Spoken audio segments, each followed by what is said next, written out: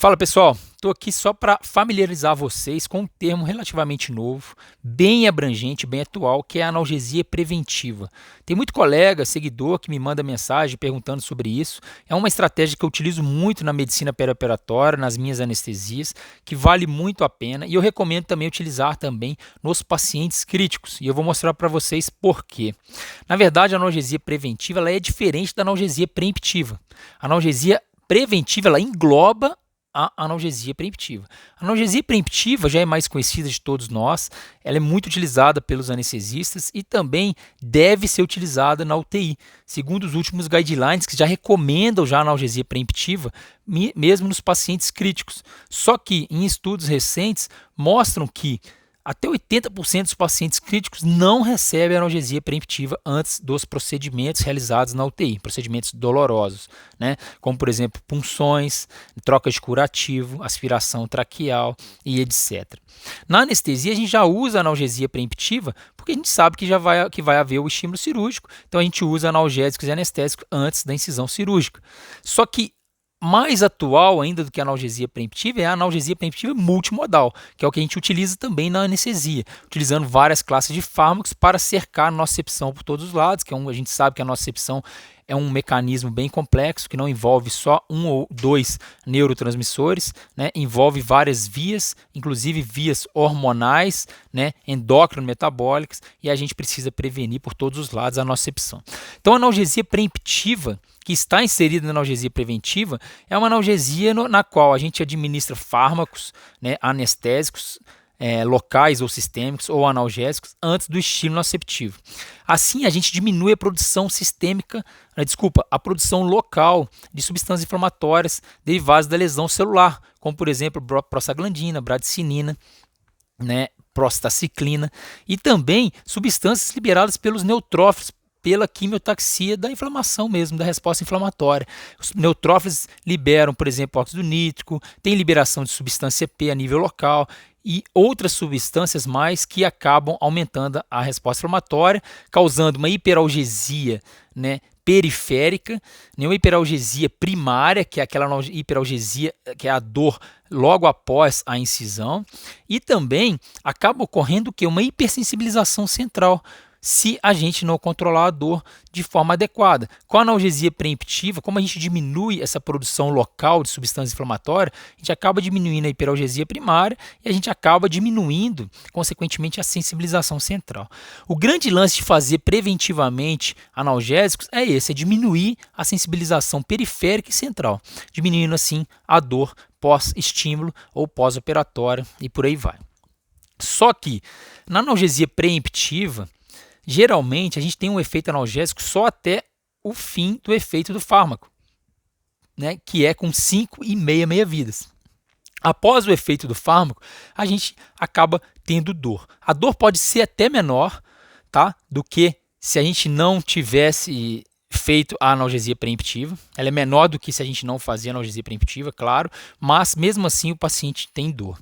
Na analgesia preventiva, o que acontece?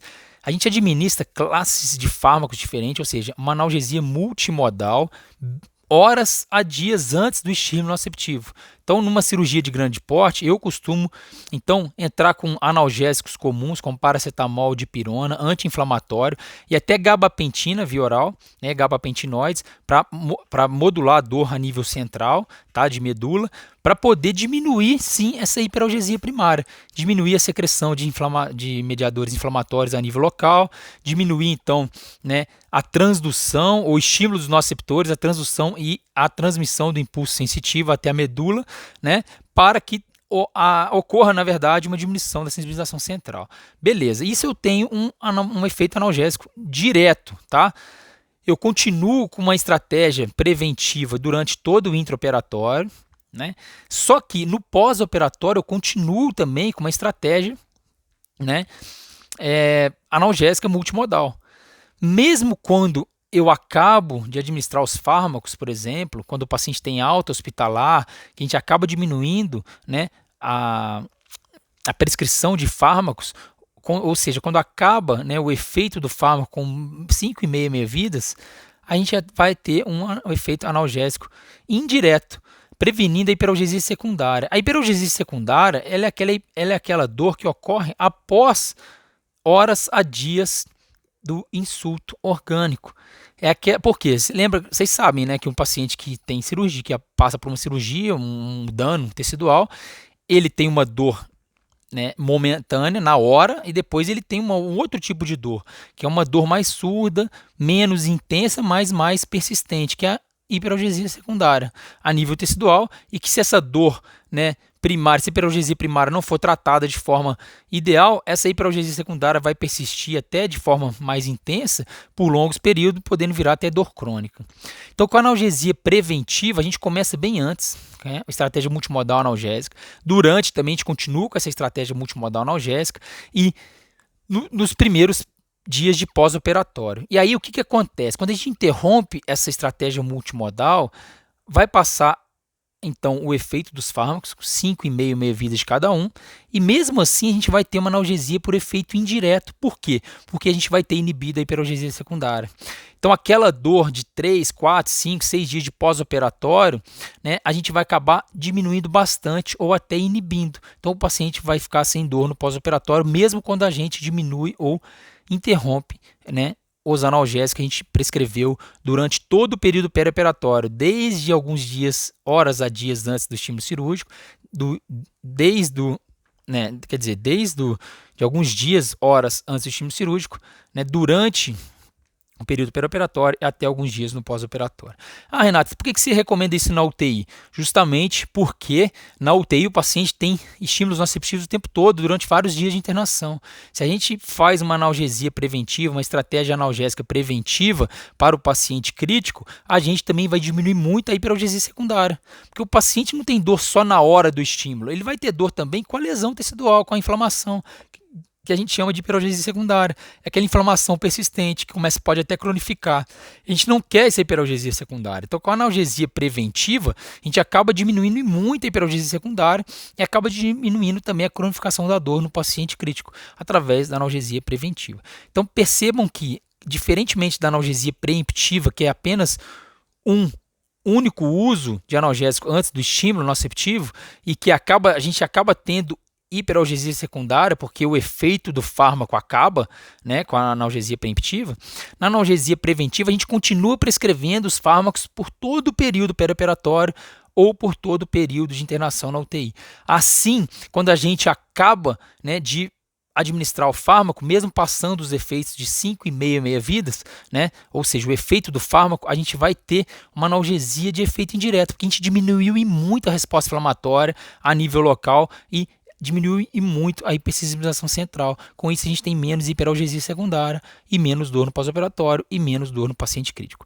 Espero que tenha sido claro. Então, a analgesia preventiva é uma estratégia muito mais abrangente, no qual a gente não desiste nunca. A gente continua prescrevendo, né, analgésicos de forma multimodal durante todo o período em que o paciente tem nocicepção, né? E assim a gente consegue diminuir muito a hiperalgesia secundária e, com isso, menos dor e também, claro, menos uso de analgésicos lá na frente, porque o paciente, quando tiver alta ou quando tiver para ter alta, ele vai ter menos dor. Na verdade, o ideal é que não tenha dor em nenhum momento, e é isso que a analgesia preventiva também proporciona. A ausência de dor durante toda a internação. É isso que a gente espera que aconteça também no paciente crítico. Então, fazendo aí uma ponte entre a anestesia e a terapia intensiva com um termo mais abrangente, que é analgesia preventiva.